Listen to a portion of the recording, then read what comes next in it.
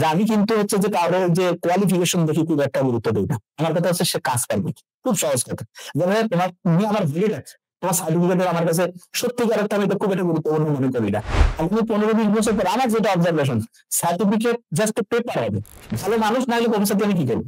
যেমন মুজিবুল স্যার কত অসাধারণ, আমি তো স্যারের দেখছি যে মানে ব্যবহারটা শিখতে হবে। ইন্ডিয়াতেও কিন্তু কনভেনশনাল মেডিসিনটা এমন পর্যায়ে গিয়েছে যেখানে একটা ডক্টর একটা পেশেন্টকে শুধু মেডিসিন দিয়ে বসে থাকে না। নিজের ডাউন টু আর্থ এর সাথে কথা বললে পেশেন্টরা কিন্তু এতেই একটা বড় মোটিভেশন ফিল করে। যে মডার্ন যে থেরাপি গুলো এসছে, ওজন থেরাপি বা আরো কিছু অনেক থেরাপি গুলো এসছে যেগুলো ভেরি সায়েন্স ড্রিভেন। যে ট্রিটমেন্টটা আমি দেখি আমেরিকাতে আছে, within a few months right away it's shifting to India. But বাংলাদেশে এটা অসম্ভব। আজকে দেশের ১৭-১৮ কোটি মানুষ, তার মধ্যে ৬ জনের মধ্যে একজন কিডনি রোগী। মানে ৩ কোটি কিডনি রোগী আজকে। আমরা ১৮ কোটি মানুষের মধ্যে ৩ কোটি লোক কিডনি রোগী। অর্ধেক বাংলাদেশীরা ডায়াবেটিস আক্রান্ত। ব্লাড প্রেশার ইয়াংদের থেকে ব্লাড প্রেশার হওয়া শুরু করে। তাহলে এই বয়সে ব্লাড প্রেশার শুরু হয়, এই ছেলেটা তার কিডনির কি হবে কদিন পরে? গরুটা কি ফার্মে এতগুলো স্টেরয়েড দিয়ে বড় করছে নাকি গরুটা রিয়েলি ঘাস খেয়ে বড় হয়েছে? এই যে শীতকাল আসলে আমাকে ইলিয়াস হোসেন ভাই লাইভে নিয়ে আসছে ওইদিন। বলে কি আমাকে একটু বলেন যে আমি নিজেরও ঠোঁট ফাটছে, অনেকের ঠোঁট ফাটে কেন শীতকাল আসলে? Fatty acid deficiency. তার যেমন কারো লিভার সমস্যা। আমরা যদি হেপাটিক সেলগুলোকে বানানোর যে ফিলটা দেই, তখন ওই লিভার সেলটা আবার অ্যাক্টিভ হতে সাহায্য করে। এগুলো সায়েন্স ড্রিভেন এগুলো।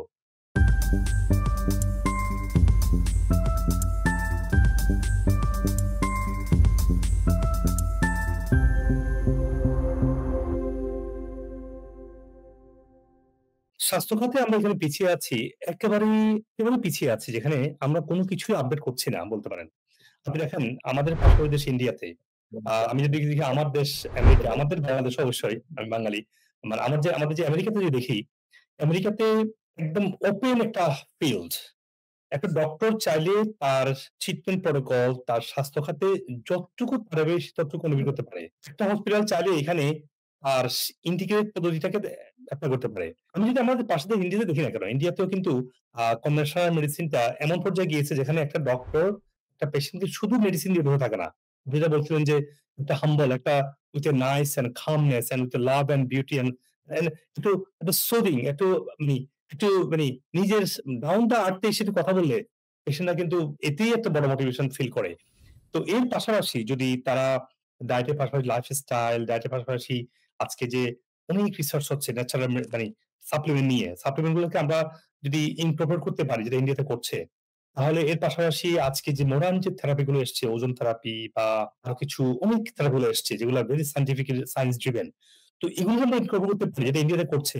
আপনি আমি দেখেছি যে ট্রিটমেন্টটা আমি দেখি আমেরিকাতে আছে, within a few months right away it's shifting to India.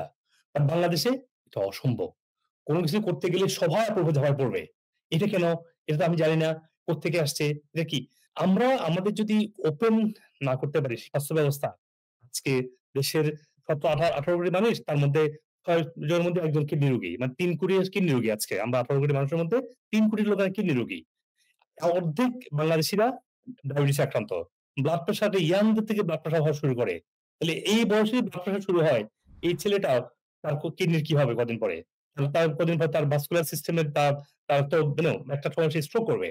তো এই যে দুরবস্থা, এখানে আমরা যদি এগোতে না পারি, তাহলে আমাদের কিন্তু দেশের অর্থনীতি এমনিতেই ভঙ্গুর, অর্থনীতি এমনিতেই অস্থিতিশীল। রাষ্ট্রীয় পর্যায়ে না শুধু, ব্যক্তি পর্যায়েও আমরা ফাইন্যান্সিয়ালি একদম ব্রোক হয়ে যাব। বিকজ আমরা তো একটা বড় অংশ, যেটা আপনি ১ম দিকে বলছিলেন যে প্রত্যেকটা মানুষ একটা তার বাজেট করছে তার ওষুধের জন্য। জীবনের শেষের জমানোর সমস্ত সম্বল খরচ করতে হচ্ছে মানে তার চিকিৎসার জন্য, সার্জারির জন্য। জীবন শেষে নিঃস্ব হয়ে জীবন শেষ করে। মানুষ আসছে পৃথিবীতে সাকসেসফুল হওয়ার জন্য, পৃথিবীকে দেয়ার জন্য। কিন্তু আজকে সব শেষ করে যাচ্ছে। এই যে এখান থেকে মুক্তি পেতে হলে প্রথমত যে কাজটা সেটা হচ্ছে যে আমাদের অবশ্যই সরকারকে উন্নত হতে হবে। কিন্তু আমাদের সমস্যা হচ্ছে ডক্টর নাবিল, ডক্টর হিমু, আমাদের সরকারগুলো স্থিতিশীল না। সরকার ধরেন হয়তো বলতে পারেন আওয়ামী লীগ আমাদের স্থিতিশীল ছিল ১৫-১৬ বছর ১৭ বছর। কিন্তু তারা তো দেশের জন্য কাজ করে নাই। they work only for their money and taking all the money to to the other places. এটাই একটা বিরাট গদ আমাদের। সরকার যদি স্থিতিশীল না হয়, সরকার যদি ইলেক্টেড যদি না হয়, তাহলে কিভাবে তারা একটা স্বাস্থ্য খাতের চিন্তা করবে? আমেরিকাতে একটা সরকার চেঞ্জ হয়, যে ট্রাম্প আসছে, কোথাও কিন্তু কোনো চেঞ্জ দেখবেন না আপনি। কোথাও কোনো শিক্ষা, স্বাস্থ্য কোথাও কেউ টাচ করবে না। কিছু জিনিস আছে ইমপ্রুভ করবে। ট্রাম্প এসে সবগুলো এখন হোয়াইট, সবগুলো সাদা করে ফেলবে, বা ট্রাম্প এসে সবগুলো এখন হোয়াইট কালার করে ফেলবে, না, কিচ্ছু করবে না। মানুষ টেরই পাবে না। একটা বড় অংশ মানুষ আমেরিকা জানে না তার সরকারকে, জানেন আপনি? জানেন দেশের প্রেসিডেন্টকে, জানেন ইলেকশন কবে ছিল, ইলেকশন কবে, এটা মানে কবে হবে, কবে হয়েছে। ইভেন ট্রাম্প জিতছে নাকি, মানে বাইডেন জিতছে, বাংলাদেশের সব মানুষ জানে, কিন্তু এখানকার একটা বড় অংশ মানুষ জানে না। কালকে ইলেকশন যে ফাইনাল ছিল, এটা শেষে কে জিতছে জানে না কেউ, খবর রাখে না। মানে এই হচ্ছে যে কারণ কি, এটা আমাদের লাইফে ইম্প্যাক্ট পড়বে না। আমার দেশ, আমার আমেরিকা গ্রো হচ্ছে, গ্রো হবেই। ট্রাম্প আসুক আর বাইডেন আসুক, হয়তো একটা কিছু কন্ট্রিবিউট করে এখানে এখানে কিছু ফ্ল্যাগ দিবে, ইমপ্রুভ করতে আসি। আর বাংলাদেশে একটা সরকার আসবে, পুরা বই সব চেঞ্জ করে পুরা তেনাবেনা করে ফেলবে। আর এদিকে আপনার মানে শিক্ষা স্বাস্থ্য ব্যবস্থা এসে পুরা সব চেঞ্জ করে এখানে মানে জনগণের দুর্নীতির জন্য, দেশকে চুষে খাওয়ার জন্য যাতে সে কিছু করবে। আপনি যদি সরকার যদি স্ট্র্যাটেজিক প্ল্যান না করে, ব্যক্তি পর্যায়ে কতটুকু করা সম্ভব? আপনার ইন্ডিয়াতে মেডিসিনের কয়েকটা মিনিস্ট্রি আছে, আলাদা আলাদা মিনিস্ট্রি করেছে তারা, শুধু ডিফারেন্ট টাইপের medicine ministry, alternative medicine ministry, মানে আমি ঠিক জানি না, মানে অনেকগুলো অপশন আছে। তাহলে একটা মানুষ পরিপূর্ণ কেয়ার একটা ইন্ডিয়াতে বসে আমেরিকার সেবাগুলো পাচ্ছে। কিন্তু বাংলাদেশে একটা ডাক্তার যাবেন, শুধু প্রেসক্রিপশন চলবে, 10টা মেডিসিন খাবা, 3 মাস পরে আসো আরো খাবা, এরপরে ওকে, এরপরে স্টেরয়েড উপর চালাও, এরপর বায়োলজিক্স চালাও, এরপরে সার্জারি করো, সার্জারিটা হচ্ছে এত সমস্যা, আরেকটা সার্জারি করো, এরপর হাসপাতালে ভর্তি হয়ে যাও, আইসিইউ তে থাকো, জীবন এখানেই শেষ। তো আমরা এখানেই চেঞ্জ করতে হবে সরকারকে প্রথমত, যেটা আমরা পারবো না। কিন্তু আজকে আমরা আমাদের মিটিং থেকে আমরা বলছি যেটা, তো আলহামদুলিল্লাহ আমরা একটা প্ল্যান করছি সরকারকে, আমি সহ বাংলাদেশে ডক্টর নাবিল, আমরা অনেকেই প্ল্যান করছি যে সরকারের সিলেবাসের মধ্যে কিভাবে এই ক্লাস 6 থেকে আমেরিকা যেটা হাই স্কুল বলে, বাংলাদেশে যেটা কলেজ বলে আরকি, 6 থেকে হাই স্কুল শেষ করা পর্যন্ত, মানে 12 গ্রেড শেষ করা পর্যন্ত, এই সময়টার মধ্যে একটা ছেলে বা একটা মেয়ে তার basic nutrition, basic lifestyle, basic health knowledge, basic wellbeing or wellness শিখতে পারে। আমরা একটা কারিকুলাম ইনশাআল্লাহ একটা আমরা পুরো আমাদের চেষ্টা দিয়ে করে যাব এটা ইনক্লুড করার জন্য। আশা করি আল্লাহ আমাদেরকে সহজ করে দিবে। কিন্তু এর পাশাপাশি আমাদের প্রত্যেকে সচেতন হই, প্রত্যেকে সচেতন হই। আজকে বাংলাদেশে আমরা এই যে কথা বলছি, আমরা বুঝি যে খাবারটা, এই যে ডক্টর আবিদ যেটা বলছেন, উনি একটা এক রাতে খাবার খেয়ে উনি ভেরি ডিফারেন্ট ফিল করেছেন। তো আমরা যদি বুঝি যে যে খাবারটা মডিফাই হয়েছে সে খাবারটা খাবো না। আমরা যদি ঘুম থেকে উঠে যদি পরোটা মারি, পরোটা তো আজকে হুইটটা জিএমও হয়েছে। এখন রিয়াল হুইটটা আর নাই। তাহলে হুইট আমরা খাবো না। আমরা একটু যদি খেতে হয় চালের পিঠা খাবো। হুম? আমরা যদি ডিম খাবো, রিয়াল ডিম যেটা বাড়ি থেকে সেটা খাবো না। এরপরে দুপুরে খেতে বসলে আমরা মাংস খাবো। গরুটা কি ফার্মে এতগুলো স্টেরয়েড দিয়ে বড় করছে নাকি গরুটা রিয়েলি ঘাস খেয়ে বড় হয়েছে?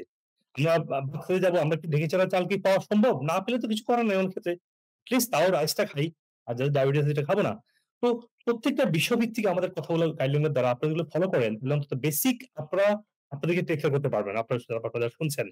এরপরে তো মানে নিজের চেষ্টা যদি আমরা করতে থাকি, এবং যদি অসুস্থ হয়ে যায়, সেক্ষেত্রে কি করতে হবে? ধরেন আপনি ডায়াবেটিস হয়েছে। এখন ডায়াবেটিস হয়েছে, আপনি অফকোর্স আপনার কার্বোহাইড্রেট এখন হজম হচ্ছে না। টক্সিন খাওয়ার কারণে যে সেলুলার যে রেজিস্ট্যান্স হয়েছে, এটা আমরা রিসেপ্টর গুলোকে আবার অ্যাক্টিভ করব। আমরা এরপরে ডায়াবেটিস ক্ষেত্রে আমরা সুগারটাকে এভয়েড করব। এরপরে আমরা মেডিসিনের পাশাপাশি কিছু ন্যাচারাল মেডিসিন অনেকে ভুল বোঝে। ন্যাচারাল মেডিসিন মানে হার্বস না। আজকে আপনি যদি গুগল করেন যে কড লিভার অয়েল বা ওমেগা, দেখবেন আপনি মোর দ্যান 8000 একদম পিয়ার রিভিউড জার্নাল আছে। আমি শুনেছি নিজের মুখে। একজন ফিজিশিয়ান বলছে আমাকে, বলে কি ওমেগার কি কোন সায়েন্টিফিক রিসার্চ আছে? আচ্ছা, উনি কথাটা বলার আগে উনি কেন গুগল করে দেখলেন না আছে কিনা? উনি VPN অন করে আমেরিকান লোকাল যদি একটু দেখেন, একদম পিয়ার রিভিউড ৮,৫০০ আর্টিকেল আছে। দেখেন না উনি এটা। তার মানে আমরা যদি এদিকে এডুকেট না করি ফিজিশিয়ানরাই, তাহলে আমরা পেশেন্ট কি বলবো? না ওমেগা তো এটা কি আমি জানি না, এটা খাই কাজ হবে না, যদি ক্ষতি করে। বাবা আমি একটু নিজেকে এডুকেট করি, পেশেন্টকে বলতে পারবো। এই যে এই যে ভিটামিন, মিনারেল, ফ্যাটি অ্যাসিড, পৃথিবীর বলা হচ্ছে প্রায় অর্ধেক মানুষ ফ্যাটি অ্যাসিড ডেফিসিয়েন্সিতে ভুগছে। এই যে শীতকাল আসলে আমাকে ইলিয়াস হোসেন ভাই লাইভে নিয়ে আসছে ওইদিন। বলেন কি আমাকে একটু বলেন যে আমি নিজেরও ঠোঁট ফাটছে, অনেকের ঠোঁট ফাটে কেন শীতকাল আসলে? Fatty acid deficiency. এখন ফ্যাটি অ্যাসিড ডেফিসিয়েন্সি এমন পর্যায়ে গেছে, শীতকাল আসলে ঠোঁট ফাটবেই, সর্দি কাশি হবেই, ইমিউন সিস্টেম মানে একটা পর্যায়ে চলে যাবে। তাহলে আমাদের একটা বড় অংশ মানুষ ওমেগা ডেফিসিয়েন্সি ভুগছে। তাহলে এই যে ওমেগা, ভিটামিন গুলো, মিনারেল গুলো, তারপর আর্ট গুলো, এখন আর্ট শুনলে মানুষ নাক ছিটকায়। আচ্ছা আপনি দেখেন না টুর্মেরিক নিয়ে আমার যে এখানে আমার যে মেডিসিন পোস্টডক হয়েছে আমার ইউটিএমবি তে। আমাদের মেডিকেলে আমরা দেখেছি, আমার নিজের দেখা যে যখন প্যাথিডিসে যখন টুর্মেরিকটা দেওয়া হয়, ক্যান্সার সেলগুলো আর গ্রো করতে পারে না, তার গ্রোথ বন্ধ হয়ে যায়। It's real proof. হ্যাঁ, এটারই অনেকগুলো আর্টিকেল আছে। আপনি ধরলেন যে ক্যান্সার সেল টারমেরিক মানে কার্কুমিন যেটা আছে টারমেরিকের কত রিসার্চ হয়েছে গভর্নমেন্ট বড় ফান্ড করে। কিন্তু একটা মানুষ ওখানে বসে পেশেন্ট বলবে, "টারমেরিক পিল খাবা, তোমার আপাতত এবার তো আপনার কিডনি যাবে, লিভার যাবে।" সো মানে আমরা যদি ফিজিশিয়ান এডুকেট না হয়, আমরা পেশেন্টদেরকে মিসগাইড করব। তাহলে বলছি যে ওমেগা আর্বস গুলো, ভিটামিন, মিনারেল এখন যেটা আমেরিকা যেটা করেছে গ্ল্যান্ড মেডিসিন। ডক্টর নাবিল আপনি নিশ্চয়ই জানেন যে ধরেন আপনার ব্রেইন থেকে তৈরি করা যখন ব্রেইন টিস্যুটাকে যখন এক্সট্রাক্ট করে শুধু সেলুলার পার্টটাকে আলাদা করে ফিল করা হচ্ছে, যখন এটা খালি পেটে খায় তখন ওই সেলটা খুঁজে নিয়ে কোথায় তার ডেভেলপ হওয়া দরকার। তখন সেখানে এসে সে গ্রো করে ব্রেইন সেলকে গ্রো হতে সাহায্য হয় যে ব্রেইন সেল ড্যামেজ বা ইনএফেক্টিভ। ধরুন আমরা কেমিস্ট্রি ল্যাবে কি করেছি? কেমিস্ট্রি ল্যাবে যখন আমরা যখন অ্যাসপিরিনটা পাচ্ছি না, অ্যাসপিরিনটা গ্রো হচ্ছে না। আমরা অ্যাসপিরিনের কি করি? একটা সিড দিয়ে দিই। এটা তো দ্রুত গ্রো হয়ে যায়। ব্যাপারটা এরকম আরকি। তার যেমন কারো লিভার সমস্যা, আমরা যদি হেপাটিক সেলগুলোকে বানানোর যে ফিলটা দেই, তখন ওই লিভার সেলটা আবার অ্যাক্টিভ হতে সাহায্য করে। এগুলো সায়েন্স ড্রিভেন এগুলো। হ্যাঁ? তো আমরা যদি এই ট্রিটমেন্টটাকে ইন্টিগ্রেট করে ফেলতে পারি বাংলাদেশের প্রেক্ষাপটে, আমরা যদি প্রতিটা মানুষ আস্তে, আস্তে সচেতন হই, শিক্ষা ব্যবস্থায় আমরা যদি কন্ট্রিবিউট করি, গভর্নমেন্ট যদি স্টেবল একটা গভর্নমেন্ট আসে যেটা মানুষের জন্য গভর্নমেন্ট। এখন তো আবার কিছু যাচ্ছে আবার ক্ষমতা আসতে যাচ্ছে। তারা নাকি আওয়ামী লীগ হবে আবার। তারা আওয়ামী লীগের বেশি আসতেছে। এই এই ধরনের গভর্নমেন্ট দিয়ে দেশে ইমপ্রুভ হবে না। দেশের গভর্নমেন্ট হবে যে যারা যারা নিজের খাওয়ার মানুষকে খাওয়ানোর জন্য আমরা সবাই খাওয়ার জন্য ক্ষমতা চাচ্ছে। আমি জানি না বাংলাদেশের ভাগ্যে কি আছে। ডক্টর নাবিল আপনি বলেন। আপনি সুন্দর করে বলছিলেন না? মেট্রিক পাস করার পরে মূলত এইচএসসি পর্যায়ে যখন পড়ে, এইচএসসি তে কিন্তু তার পড়াটাকে আলাদা করতে হবে। যেমন একটা হওয়া উচিত যে সে যেই পড়াটা দিয়ে সে প্লাস পাবে সেই অংশটা আলাদা করবে, যেটার উপর ভিত্তি করে সে হচ্ছে যে দেখা যাচ্ছে মেডিকেলে পাবে সেটার পড়া আলাদা করতে হবে, কেউ যদি ইঞ্জিনিয়ারিং করতে চায় সেটা আলাদা করতে হবে। তার মানে সে যেই রকম রেজাল্ট চায়, যেরকম রেজাল্ট বলতে যেই জায়গায় সে ক্র্যাক করতে চায় সেইটার জন্য তার আলাদা করে একদম স্পেশালাইজড প্রিপারেশন নিতে হবে, তাহলে সে ইনশাল্লাহ অসাধারণ করতে পারবে। আর যখন একটা স্টুডেন্ট এক জায়গায় ভর্তি হলো, ধরা যাক সে ডক্টরারিতে চান্স পেয়েছে বা ইঞ্জিনিয়ারিং এ চান্স পেয়েছে বা ভার্সিটিতে, তার মাথায় রাখতে হবে যে সে যখনই এক জায়গায় ভর্তি হলো তার খেয়াল করতে হবে যে সে এরপরে ক্যারিয়ারটা কোথায় করবে। যেমন সে হচ্ছে যে মেডিকেলে যদি ভর্তি হয় তাহলে সে ডাক্তারি করবে, এখন ডাক্তারি সে কিভাবে করতে চায়, সে কি বিসিএস দিয়ে করবে না বিসিএস ছাড়া করবে। যদি সে বিসিএস দিয়ে করতে চায় তাহলে তার অল্প অল্প করে একটু হলে 5 মিনিট 7 মিনিট হলে ধরুন বিসিএস এর জন্য ধরা। এখন তো ধরা যাক ইঞ্জিনিয়ারিং, সে চিন্তা করতেছে যে না আমি হচ্ছে বিসিএস দিবে না, আমি হচ্ছে যে বিদেশে যাবো, তাহলে তার পড়ার স্টাইলটা হবে একদম যে ঠিক আছে বিদেশে যাওয়ার জন্য যে রিকোয়ারমেন্ট সেগুলো আমার পূরণ করতে হবে। সে যদি চায় যে আমি গুগলে চাকরি করবো, ফেসবুকে চাকরি করবো, তাহলে এইটার যে ক্রাইটেরিয়া সেটা আস্তে আস্তে আস্তে আস্তে তাকে হচ্ছে পূরণ করতে হবে। আবার যদি কেউ চিন্তা করে আমি ভার্সিটিতে একটা জায়গায় ভর্তি হয়েছি আমি কি করবো, যে ঠিক আছে আমি বিসিএস দেবো, তাহলে বিসিএস এর জন্য এলপেল দেবো। আমি কে বলতে পারে যে ভাই বিসিএস এর কি জীবনের সব না। আমার কথা হলো সে যেখানে যাইতে চায় সেটাতে যত আগের থেকে সে নিজেকে রেডি করবে তত সে ভালো করতে পারবে, এবং একই সাথে তার স্কিল থাকতে হবে। আমরা দেখছি অনেক আমরা যেমন আমাদের প্রতিষ্ঠানে যখন যে কোনো হচ্ছে যে দেখা যায় যে বিকাবুল দেই, যে কোনো ক্ষেত্রে আমি দেখছি যে আমি কিন্তু হচ্ছে যে কারোর যে কোয়ালিফিকেশন দেখি খুব একটা গুরুত্ব দিই না। আমার কথা হচ্ছে সে কাজ পারবে, খুব সহজ কথা। যেমন তুমি আমার ভ্যালিড আছে, তোমার সার্টিফিকেটের আমার কাছে সত্যিকার একটা আমি তো খুব একটা গুরুত্বপূর্ণ মনে করি না। মূল ব্যাপার হচ্ছে তুমি আমাদের প্রতিষ্ঠানে কোন সাপোর্টটা দিবা যেটা তোমার মানে ভ্যালু থাকবে, সেইটার উপর ভিত্তি করে তোমার বেতন থেকে শুরু করে সবগুলো সুযোগ সুবিধা হবে। কিন্তু আমরা কি করি যে আমার সার্টিফিকেট হবে, সার্টিফিকেট সত্যিকার একটা আগেকার দিনে ছিল, এখন আগামী 15-20 বছর পর আমার যেটা অবজারভেশন সার্টিফিকেট জাস্ট পেপার হবে। কারণ কোয়ালিটিটা কি, সার্টিফিকেট দিয়ে তো পারবেন, সার্টিফিকেট তো কয়েক হাজার না কয়েক লাখ স্টুডেন্টের আছে। তার মানে এটা না যে আমি পড়াশোনা করবো না। আমার কথা হলো যে সার্টিফিকেট অর্জন সে করলো কিন্তু তার সাথে তার স্কিলটা থাকতে হবে। আর যদি সে এরকম কনফিডেন্স থাকে যে না আমার সার্টিফিকেট লাগবে না, আমি শুধু স্কিল দিয়ে গেম চেঞ্জ করতে পারবো, ওকে ফাইন। কিন্তু তার যদি সার্টিফিকেটও থাকে স্কিলও থাকে তাহলে আরো বেটার। কারণ সার্টিফিকেট স্কিল দুইটা একসাথে যখন জুড়ে যাবে তখন সে বললো যে কিছু কিছু জায়গা আছে যেখানে মানে এটাকে বলবো যে পাসপোর্টেই হচ্ছে সার্টিফিকেট। যেমন হচ্ছে কেউ যদি বিসিএস দিতে চায় যত মেধা থাক, ও যদি গ্রাজুয়েশন কমপ্লিট না করে তো দিতে দিবে না। সে যদি কাজ আমি পরীক্ষা দিলে ক্র্যাক করবো, ও সুন্দর নয়, কারণ আর ফর্মে পূরণ হবে না, সেটা আলাদা। কিন্তু কেউ যদি যে কোনো প্রাইভেট প্রতিষ্ঠানে যায়, যে যদি বলে যে আমাকে আপনারা যেই কাজটার জন্য লোক খুঁজতেছেন এই কাজে যেহেতু ডক্টরেট করা থাকে তার চাইতে আমি আপনার বেশি ভ্যালু দিতে পারবো, কোম্পানির মালিক যদি শুনে তাহলে বসা হবে, যদি সে পারে কোনো কথা নেই। এবং অনেকে কিছুদিন আগে একটা বিজ্ঞাপন দেখলাম আমার অফিস থেকে দেখাইলো যে অনেকে বলে না যে বিভিন্ন প্রাইভেট প্রতিষ্ঠানে যে লোক নেয়, নেওয়ার সময় হচ্ছে যে বলে যে টাকা আলোচনার সাপেক্ষে, এটা ঠিক না বেঠিক, এটা একটা ভিডিও আসছে। আমি সবসময় বলি যে এটা কারোর জন্য ঠিক, কারোর জন্য ঠিক, কার জন্য ঠিক, যার কোয়ালিটি হাইয়েস্ট সে বলবে যে আপনি আমার কাজ দেখেন, আমার মতো কাজ কেউ করতে পারবে না, টাকা পয়সা নিয়ে আলোচনা করে নিব। আর যে কাজ করবে না সে পাবে যে ভাই আমার আগের থেকে বলেন। এটা খুব সহজ জিনিস, কারণ যার কোয়ালিটি, যার নিজের প্রতি সে কনফিডেন্স আছে, সে বলবে যে আমি 1 নম্বর জিনিস আপনাকে দিব, আমি যে কাজটা করবো এটা অন্য কেউ পারবে না, বা পারলেও অন্যের চেয়ে আমি বেশি ভালো করে পারবো, আমি সে দিয়ে যদি আপনি করেন আপনার প্রতিষ্ঠান লাভবান হবে, টাকা পয়সা কোনো ব্যাপার না। কিন্তু আমরা এখানে জিনিসটা বুঝতে পারি না। আর আরেকটা জিনিস যেটা হয়েছে আমার মনে হয়েছে সেটা হচ্ছে আমরা বেশিরভাগ জন হচ্ছে কি মানে হচ্ছে যে ওই যে ওইটাকে যেটা বলে যে ট্রেন যেদিকে চাইলে সেদিকে চাই। ট্রেনটা কি? বিসিএস এর ট্রেন, সবাই বিসিএস, আর বিসিএস একটা চাকরি, ভালো জিনিস, ঠিক আছে, কিন্তু এটা করে একেবারে মানে 100 কোটি 1000 কোটি টাকা মালিক হওয়া যাবে অসম্ভব, এটা পসিবল। বিসিএস এর অনেক সুবিধা আছে, অনার আছে, খুব ভালো, ঠিক আছে, কিন্তু কেউ যদি কয় যে আমি অসাধারণ কিছু করবো, তাহলে তার নিজস্ব করতে হবে। চাকরিতে অসাধারণ কি? চাকরিতে সর্বোচ্চ সচিব হবে। আমি সেদিন স্যারের সাথে কথা বলছি, আর মুজিবুর স্যার জানে, ওনার বড় ভাই, হ্যাঁ, আমার সচিব স্যারের সাথে কথা বলছিলাম। সচিব স্যার আমাকে বললো যে মানে উনি বললেই দিল যে আমি আসলে চাকরি হচ্ছে যারা ভিডিওটা, যারা আমাদের চাকরিতে যে একেবারে অসাধারণ লেভেলের লোক নিয়ে আছে, কিন্তু মাথায় রাখতে হবে কেউ যদি একেবারে হাইয়েস্ট কিছু করতে চায় তাহলে তার নিজে করতে হবে, এটা মাথায়। কারণ সরকারের এটা সম্ভব না কার লেভেল খুব ভালো তাকে আলাদা করে, কিন্তু কারণ সরকারের হচ্ছে একটা বড় মেশিনারি, সেটা এমন ভাবে রান করে যেখানে অনেক কিছু তাকে হচ্ছে ব্যালেন্স করতে হয়। এই জন্য আমি সবসময় বলবো যে এখনকার সামনের যে দুনিয়া আসতেছে, যার যত কোয়ালিটি থাকবে সে উপরে উঠবে, আর কোনো কথা নেই। যে কোয়ালিটি দিতে পারবে, যেমন এই যে আমাদের বাংলাদেশ থেকে অনেক রুগী হচ্ছে ভারতে যায়, আমাদের যে প্রফেসর স্যারেরা রয়েছেন এনাদের চিন্তা করা উচিত।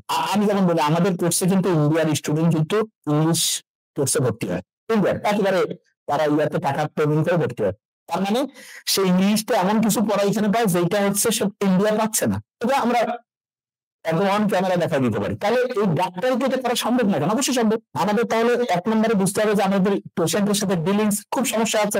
বেশিরভাগ রোগীর সাথে আমি কথা বলছি, কিভাবে ইন্ডিয়া গেলেন, কি খবর, এত সুন্দর ব্যবহার, মন খুশি। তার মানে ব্যবহারের সমস্যা আমাদের ডক্টরদের আছে। আমি তো ডক্টর, মুজিবুল স্যার নিজে ডক্টর, জানে যে আমাদের মানে হচ্ছে বেশিরভাগ ডক্টরের ব্যবহার মন খুলি, কথা কওয়া যায় না, কেউ তো মাথা গরম হয়, তুই বুঝিস জানতাম, খুব বাজে আচরণ করে আমরা দেখছি। এবং বড় প্রফেসর হচ্ছে ভালো মানুষ না হলে প্রফেসরকে আমি কি করবো?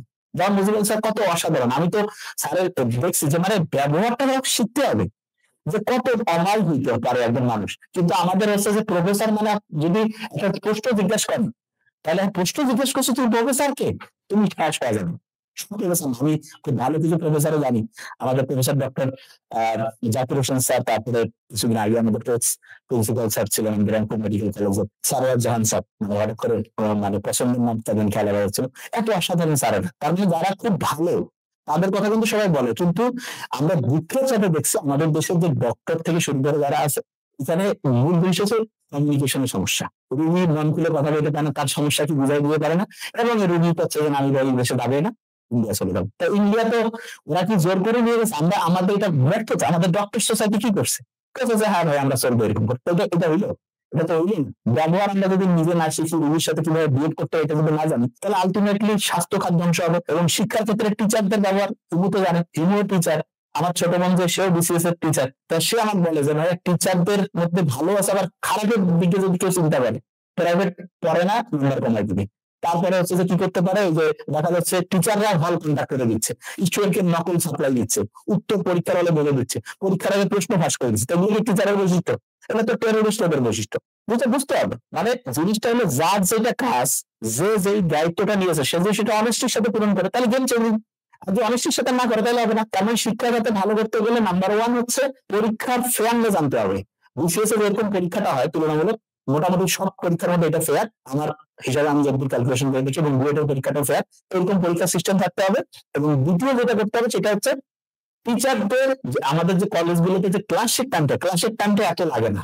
স্কিলফুল টিচারের হচ্ছে অল্প সময়ে অনেক ভালো পড়ানো যায়, কিন্তু স্কিলফুল টিচার পাচ্ছি না কেন? কারণ ক্লাসের সবচেয়ে ভালো স্টুডেন্ট টিচার হতে চায় না, সে হয় ডক্টর ইঞ্জিনিয়ার হতে চায়, এটা বাস্তবতা হয়েছে। তাই ওই সবচেয়ে ভালো লোক কখন টিচার হবে? যদি দেখে যে ওই জায়গায় তার সম্মান আছে, টিচার মানে আছে হোমিওপ্যাথিকের মতো বান্ধাম না, ওরকম মানে বিসিএস হইলে একটু।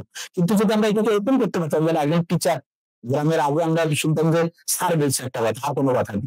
এইটা যদি আমরা তৈরি করতে পারতাম, ভালো মানুষজন যখন টিচিং আসবে অটোমেটিক ভালো জেনারেশন তৈরি হবে। কিন্তু আমরা কাছে টিচার হচ্ছে সবচেয়ে খারাপ প্রফেশন, সবচেয়ে খারাপ বলতে হচ্ছে যে পিছিয়ে পড়া স্টুডেন্ট টিচার হবে। আর আমরা চাচ্ছি যে পিছিয়ে পড়া স্টুডেন্ট মানে ঘুমন্ত মানুষ একটা আরেকটা ঘুমন্ত মানুষকে কিভাবে জাগাবে, দুইটাতে ঘুমাচ্ছে, স্টুডেন্টও ঘুমাচ্ছে, টিচারও ঘুমাচ্ছে। তো কিন্তু হবে না। এটার সমাধান হবে যখন টিচার হচ্ছে সবচেয়ে হাইয়েস্ট লেভেলের লোকজন আসবে। এইটার জন্য চায়নার দিকে আমরা তাকাতে পারি, চায়না এবং ফিনল্যান্ড। চায়নাতে টিচাররা ইমিউন বলতে কি, যেমন আমাদের পাবলিক সার্ভিসে পিএসসি তে পাবলিক সার্ভিস কমিশনে যারা বিসিএস এর ফার্স্ট ক্লাস অফিসার তাদেরকে গ্রেপ্তার করতে গেলে তারা যদি দেখা যাচ্ছে যে একেবারে ফৌজদারি অপরাধ না হয়, একবারে মার্ডার কেস বা বড় রকমের কোনো ভিজিবল কেস ছাড়া, তার গ্রেপ্তার করতে গেলে কিন্তু আমার পারমিশন লাগবে, আমার উপরের তার উপরের কাছ থেকে পারমিশন নিয়ে তারপরে গ্রেপ্তার করতে হবে। এইরকম ওই দেশে যারা হচ্ছে যে টিচার তাদেরকে কেউ যদি গ্রেপ্তার করতে চায় তাহলে এটার প্রোটোকল আলাদা। তার মানে টিচারকে এত সম্মান তারা করছে, টিচারের জন্য এই সম্মান আছে, ডক্টরের জন্য আছে। তার মানে ওরা বুঝতে পারছে টিচার ডক্টর এই দুইটা কাজ যদি সবচেয়ে সেরা মানুষজন আসে দেন চলতে হয়ে যাবে। ঠিক আছে, থ্যাংক ইউ। তো আমি যেটা মানে বুঝলাম মাশাআল্লাহ, আসলে বাংলাদেশের প্রেক্ষাপটে এই জিনিসটা একটা অনেক কাজ রয়ে গেছে। আমার যেটা মনে হচ্ছে যদি টিচার্স ট্রেনিংটা করাতে পারি আমরা, দেশের গভর্নমেন্টের যে স্ট্র্যাটেজি অবশ্যই নিতে হবে। এর পাশাপাশি আমাদের টিচারদের জন্য যদি ভালো ট্রেনিং করাতে পারি তাহলে মনে হয় আমরা এনভায়রনমেন্ট চেঞ্জ করতে পারি। দেখা যায় কি আজকে স্টুডেন্টরা টিচারদের রেসপেক্ট করে না, তারা মনে করে টিচাররা ভালো না। আর গভর্নমেন্ট যখন স্ট্র্যাটেজি প্ল্যান করতে হবে টিচারদের আমাদেরকে এগিয়ে আসতে হবে। আপনি যদি আমার ভিডিও থেকে উপকৃত হন তাহলে আমাদের চ্যানেলের অন্যান্য ভিডিওগুলো দেখে নিন। অনুগ্রহ করে লাইক, কমেন্ট এবং শেয়ার করে দিন যাতে আপনার আত্মীয়স্বজন এবং পরিচিতজন উপকৃত হতে পারেন। আর চ্যানেলটি সাবস্ক্রাইব করে নোটিফিকেশন অন রাখুন যাতে ভবিষ্যতে কোনো গুরুত্বপূর্ণ ভিডিও আপনি মিস না করেন। আপনার স্বাস্থ্য বিষয়ে কোনো প্রশ্ন থাকলে কমেন্টে অথবা মেসেজ করুন, আমরা যথাসাধ্য উত্তর দেওয়ার চেষ্টা করব ইনশাআল্লাহ। আর আপনার সুস্থতার জন্য আমাদের ওয়েবসাইটে রোগভিত্তিক বান্ডেল সাজানো হয়েছে যাতে আপনি সহজেই আপনার প্রয়োজন অনুযায়ী সঠিক সাপ্লিমেন্ট সিলেক্ট করতে পারেন। বিশ্বের যে কোনো প্রান্ত থেকেই এই সাপ্লিমেন্ট নিতে পারেন যা কুরিয়ারের মাধ্যমে সহজেই আপনার কাছে পৌঁছে যাবে ইনশাআল্লাহ। আমাদের ভিডিও গাইডলাইন এবং ওয়েলনেস সার্ভিসের মাধ্যমে হাজার হাজার মানুষ বিভিন্ন রোগ থেকে সুস্থ হয়েছে আলহামদুলিল্লাহ। আর আমার দীর্ঘদিনের ন্যাচারাল ইন্ডিকেটিভ এবং ওয়েলনেস প্রশিক্ষিত মেডিকেল ডাক্তারগণ আপনার রোগের মূল কারণ চিহ্নিত করে সঠিক চিকিৎসা প্রদান করছেন। আপনি পৃথিবীর যে কোনো প্রান্ত থেকে বাংলাদেশে বা আমেরিকাতে অনলাইনে বা সরাসরি ডক্টর কনসাল্ট করতে পারেন। প্রতিটি ভিডিও ডেসক্রিপশনে সকল ক্লিনিকের ফোন নাম্বার এবং রোগভিত্তিক প্রয়োজনীয় রিসার্চ আর্টিকেল লিঙ্ক দেওয়া আছে যাতে আপনি ইন্টিগ্রেটিভ চিকিৎসার আধুনিক গবেষণালব্ধ তথ্য সহজে পেতে পারেন। সবাইকে সুস্থ জীবন উপভোগ করার আমন্ত্রণ। ডায়াবেটিস আমার অনিয়ন্ত্রিত ছিল, কোনো সময় 12 নিচে আসে না, ওষুধ নিয়েও আমার 17-18 এরকম হতো। এখন হচ্ছে খাওয়ার পরে 7.1, সুবহানাল্লাহ। আবার খাওয়ার আগে হচ্ছে 5 পয়েন্ট। পেটে তলপেটের দিকে বাম সাইডে ডান সাইডে ব্যথা, একটা চাকার মতো মনে হতো, বুকে পেন মনে হতো, খাওয়ার রুচি থাকতো না। মাঝখানে পিরিয়ডের একটু সমস্যা হচ্ছিল যে হলে মানে ব্লাডটা খুব কম আসতো, বন্ধ হতো না। এখন ওটা সম্পূর্ণ স্বাভাবিক হয়ে গেছে। ইনফেকশন এখানে আর নাই এখন, দেখছেন এই যে এই ছবিটা, আর এখন দেখেন এখানে অবস্থা। এটা থেকে আজকে 18 বছর ধরে ভুগছিল, আর এখন 100% সুস্থ, 100%। কোনো ধরনের সেভারিটির কোনো সাইন নেই, একদম প্লেন ক্লিন তার লেগ। গাইডলাইন ফলো করার ফলে আমার সরাইসিস সম্পূর্ণ কিউর হয়ে গেছে। সরাইসিস এখন আমি 100% আল্লাহ আমাকে কিউর করে দিয়েছে। এই হাত এখন সম্পূর্ণ ক্লিন হয়ে গেছে। 2019 সালে এনজিওগ্রাম করেছি, তখনও 4-5টা ব্লক দেখাইছি। তারপরে আপনার এখানে আমি শরণাপন্ন হয়েছি আপনার ভিডিও দেখে। এখন আপনার পরামর্শ এবং আপনার ওষুধ এগুলো খাই আমি থেরাপি দিয়েছি 3 মাস। ওইভাবে চলার পর এখন ইনশাল্লাহ আমি অনেকটা ইমপ্রুভ আছি। তখন আগে হাঁটতে পারতাম না, এখন আমি হাঁটতেও পারি। অনেক ব্যথা করতে এই রুম থেকে ওরবে দৌড়াদৌড়ি করতাম, বমি করতাম, মানে অস্থির। আমার পাইলসের সমস্যা ছিল, আমার ব্যাক পেইনও ছিল। এটাতে মাশাআল্লাহ পুরোপুরি সুস্থ এখন। আলহামদুলিল্লাহ এখানে আসার পর কিছু থেরাপি যেগুলা নিলাম অনেকটুকুই ভালো লাগে। হাত উঠাতে পারি এখন, মানে অ্যাকচুয়ালি মুভ করতে পারি, যেটা যে আমি আর্ম গুলাকে মুভ করতে পারি। তখন পা হাঁটাটা ছিল অনেক চ্যালেঞ্জিং আমার। আমার ফ্যাটি লিভার গ্রেড 3-তে ছিল। তো পরে আমি আবার ডাক্তারের কাছে যখন গেলাম তখন উনি 2টা কম্পেয়ার করে বললেন যে এটা তো ইম্পসিবল, গ্রেড 3 থেকে লিভার নরমাল, এটা হয় কি করে। আমি বললাম যে আমার এই লাইফস্টাইল চেঞ্জিং থেকেই হয়েছে। কথা বলতে অনেক কষ্ট হতো, গলা ব্যথা ছিল। ডাক্তার এখানে আমার এন্ডোস্কোপি করলো গলায়, তো করার পরে উনি মানে অবাক ওই ডাক্তার একবার আমাদের কাছে কি ব্যাপার বলেন নাই, আল্লাহর কাছে কোটি শুকরিয়া। মানে আমি হাঁটতে পারতাম না, আমার কোমর থেকে মনে হইতো যে কিছু নাই, আর সারাক্ষণ আমার বুকের ভিতরে মানে কাঁপতো। আমি বুঝতে পারতাম যে আমার ভিতরে কোনো প্রবলেম হচ্ছে, আর আমি আশায় ছেড়ে দিছিলাম যে আমি বাঁচবো। কিন্তু এখন আবার আমার সবকিছুই আগের মতো মনে হয় যে না, আমি এখন সুস্থ।